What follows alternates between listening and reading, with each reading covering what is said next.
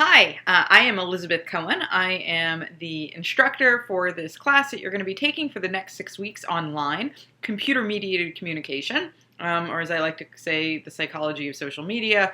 We're not going to cover all of the psychology, but I do think that's an easier way to understand what we're doing. It is COM 425, so everybody look around, make sure they're in the right place. I don't know how that applies with an online class, but you get the idea. This is Watson. Sometimes he'll be in the videos, I think. He's my dog. This is my dinosaur. It's my dinosaur pajamas. I actually was only wearing the hat for novelty. I do, when I'm in the house, like wearing these. It's kind of like a robe that you can put over your other clothes when you get cold or you just want to snuggle. I have an owl outfit too. Right now, I'm just feeling extraordinarily jet lagged.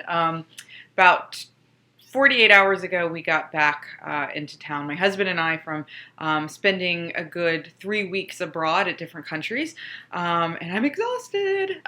During that time, I actually was teaching another section of computer-mediated communication, and it worked out great. And that gets me to a huge benefit of this class, which is that, obviously, because it's online, we don't actually have to ever meet in person. It's sad in some ways, but awesome in another.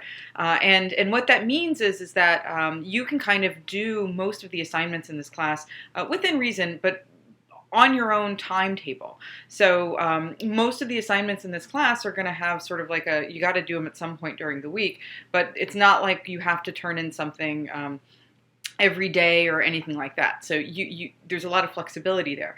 The downside, though, is that because this class is asynchronous, although it would allow you to travel the world and participate, it does require a lot more self-motivation on your part to make sure that you're keeping up with all of your assignments. And I'll talk a little bit more about that as we go on. Just to let you know, the most important thing you're going to do this week, well, actually, there's several. I shouldn't say that, but whatever. The only thing I'm going to do with this video is kind of go over some of the highlights of your syllabus, which looks like this when you print it out. It is found on eCampus. You're also going to need to take a quiz this week that asks you questions not only about the syllabus but about eCampus, just to make sure that you know how to maneuver around and find your way around the class. You can read the course description yourself, course objectives, yada, yada, yada, not so interesting. I will point out, though, at the very top of this form, it's got my contact information. Email is by far the best way to get in touch with me, at least once a day, usually much more, except on the weekends. I'm checking my email, and I'll be pretty good at responding back. We can also, though, schedule virtual office hours if you want some more synchronous communication. We can get on Skype and we can actually talk, especially if you need clarification with the content or anything like that. So please keep that in mind. I have my Skype ID up here, but it probably won't do you any good unless you email me and set up a time to talk instead. Another really important thing is you're going to need to get on a Facebook group for the course. Don't worry, it's private. Even if you don't have a Facebook account, shame on you. It's a psychology of social media course, but even if you don't have a Facebook account, it's okay. You can create like a fake one for this class. I just need to know who you are, so your classmates can respond to you, because that's where we're going to be having discussions. The other thing you need to get, and this you'll actually have to pay a little money for, but it's pretty cheap, is a book called, and this is on the second page, required materials, called Infinite Reality, The Hidden Blueprint of Our Virtual Lives. We actually are not going to need that until the last part of the semester.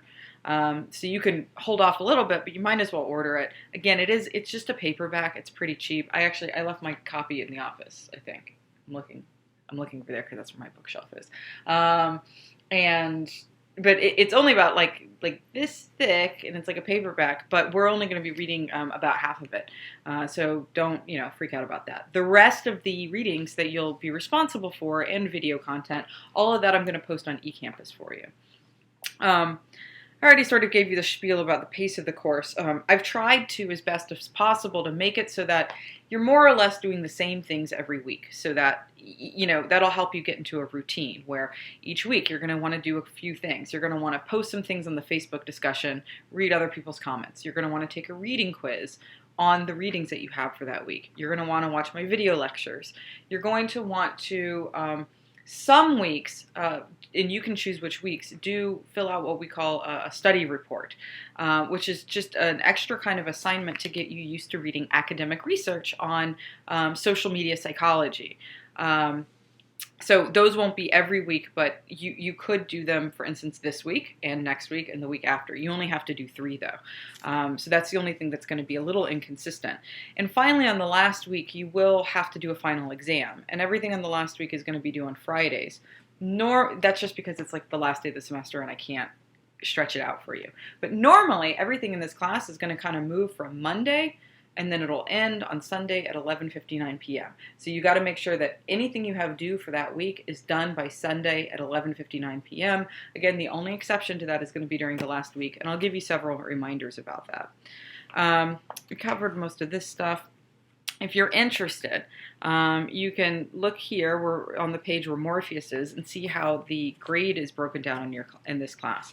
One thing I really want to point out is that I would say that one of the more difficult assignments in this class were the study reports, because it's just, if you're not used to reading academic research, it takes some getting used to, and that's why we have those assignments in place. But you'll notice that that's still only worth 50% of what the participation Facebook posts are worth. So I'm really, really weighting your participation and discussion very heavily. It's almost worth the same amount of points as your final exam in this class, in fact. So anyway, just look around at that. Just get a sense of what the types of things I'm prioritizing. I think it would be helpful. Going through the different types of assignments themselves, which is on here with the Pennsatucky picture. If you watch Orange is the New Black, I love Orange is the New Black. I kind of detail all the different things that I just mentioned that you're going to have to do each week.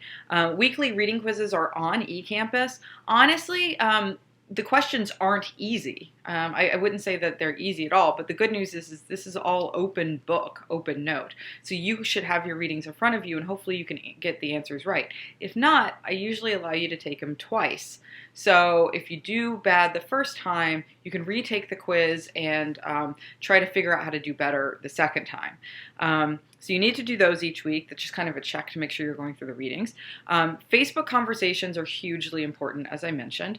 That's where you're going to have to go on Facebook and ideally, not just read what other people are saying, but hopefully post something related to the content yourself. It doesn't have to be exactly related to the content. It could be something that is tangential. Sorry, a little bit of a glitch there. That will happen too. What I was saying is you need to get some sort of Facebook post that's tangentially related to the material. I think it's actually much more interesting when you figure out something sort of new to add to the material instead of just like spouting your opinion on what's going on, what the authors are saying or something like that. Though those are good posts too. Couple tips about making a good Facebook post. Don't try to write too much. If you find a really interesting article, just post something, just like a sentence or two, explaining how it relates or what you think of it. If you have multiple opinions, it could get like really confusing for people to read. So it's actually better to keep it simple and just post 1 or 2 thoughts about it, maybe even 1, and let people respond to that so they can sort through it a little bit more. Or if there's something in the article you want people to realize, to really pay attention to, highlight that. Say, hey guys, I found this article. I wasn't really a fan of all of it, but I really like this part where the author talked about their experiences with cyberbullying or something like that. Tell people what you want to read in the article that you're posting, and that will help them also respond to you in a way that's more helpful. I can continue to give you a little bit more tips like that, but likewise, I should mention, don't just post something and not explain why you're posting it, because that also isn't very good, but whatever. Okay, moving on. I just want to see you guys on the Facebook group, and very important, I don't want to see you in the Facebook group on Sunday. Well, I don't want to see you only on the Facebook group on Sunday. I get it, not everybody's going to be posting right out of the gate on Monday, but let me just say this. You don't have to have read all of your readings in order to contribute to a conversation. I expect you guys throughout the week to be adding to a conversation.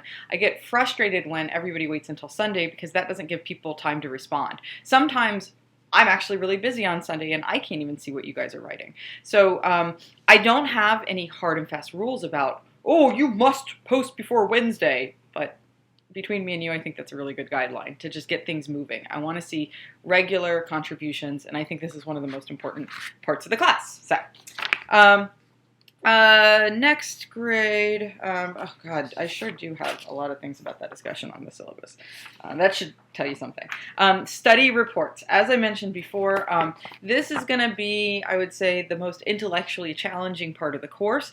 Some of the readings, and they are going to be marked in your syllabus with an asterisk, are academic research studies. What that means is people like me who not only teach but they do research are publishing their findings in these academic journals, and the writing is very dry. But that is how we get all of our knowledge about how social media works and how people respond to it. And if you know how to read social science articles, it helps you be a more critical thinker and consumer of research. So I think it's really important.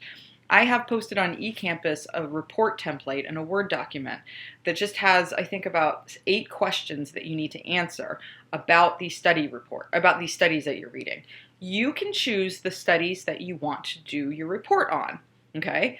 The only caveat is you need to do a report on a study during the week that the study is assigned. In other words, I don't want you to do a study report on a study that we covered last week already.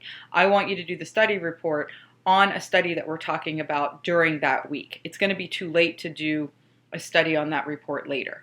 The reason for that is I just want you to kind of be current so you can participate in the conversation, essentially. There's what is called a Turnitin. Hold on, I'm getting thirsty. I have what's called a Turnitin portal on, I don't know why I said it like that, portal. Turnitin portals on eCampus, and this is where after you finish filling out your study report in a Word document, you're going to upload it to the Turnitin portal for that study report. So if this is your first study report, you go under assignments and information in that folder, and then you upload it in the little portal for study report 1. The reason I'm having you do this is because it makes it easier for me to grade. The minute that I grade your study reports, you would be able to see all of my comments on there just by clicking what's called a grade mark tab in, again, it's in Turnitin, so that you can not only see like what grade I gave you, but you can also see my comments on there. And I don't have to email you or anything like that. So again, I'll try to troubleshoot that as we go through, but just be aware that you're not going to turn in anything in this class by emailing me. Everything should be submitted via eCampus, and your study reports have their own special home that you need to look for. And finally, as I mentioned, you're going to have this final exam due during the last week of class, literally the last day of class, and I'll try to have it posted about a week before. It's going to consist of probably multiple choice questions, true or false questions, and essay questions. Not essay, but short answer, you know. You're not going to be writing like 2 pages, but you'll have probably like 7 questions that require you to actually do a little writing. And again, it's going to be open book and open note, just like everything else, and it's going to cover all the stuff throughout the semester. You're going to want to give yourself a little bit more time on it than you do for your study reports. Other things. Course policies.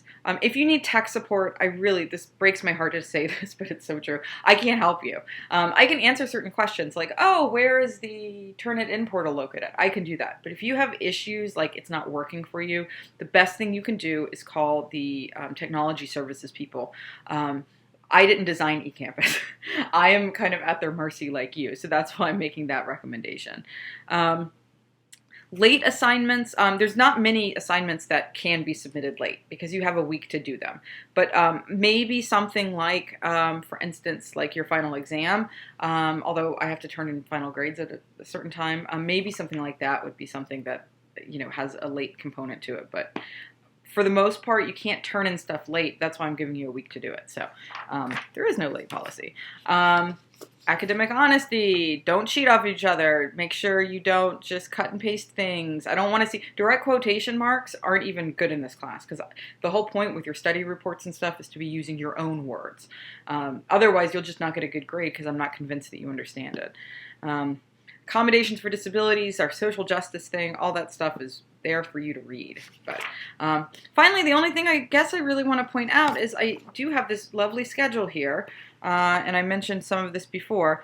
It doesn't just say what topics we're covering that week and what you're assigned to read, but it also has good information on here, like little asterisks next to things that are study reports, so you could do your study reports on and stuff like that. And then finally, if you're interested, if you're trying to decide like which studies do I want to do a report on, or what are these things I'm reading, I actually left you like a little summary reading list that explains, in my opinion, why these are good readings and what you're supposed to get out of them. So that might help you prepare. The only thing I guess I forgot to mention is each week I will have summary lectures that are like videos just like this. I might be in my kitchen sometimes. I might be in my old office. I recently moved offices, so yay.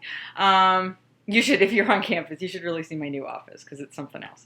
But I have these summary lectures, and they're super important. They're kind of annoying to watch because it's just like this. There's no, cartoons or anything special. It's just me talking in the camera. But it cuts through the crap really quickly, meaning the things that I talk about in the summary lectures are the things I want you to know. So if you have a hard time sort of filtering through all of your readings, watching those summary lectures could be really, really important for you if you can get past my voice, which I can't, but maybe you'll have better luck with that. And on that note, I should mention that not all of these summary lectures that I've put out are new. I may have done them for another semester, but so if you see my hair like is slightly different or a different hairstyle, or I don't know, maybe I'm tan. No, I'm never tan. Trust me. There are some things that never change. But if you see differences or things, that's because I had done these lectures in a different semester, and when I found out they worked well, I stopped. So that's why. But anyway, I think that's pretty much it. I look forward to seeing you, particularly on the Facebook group. I hope you all get on there really soon and just give yourself a quick introduction to me and everybody else in the class. You'll have to request access first, and I'll add you, and then tell me who you are, and I look forward to getting to know you for the next 6 weeks. So, all right, that's it. Bye.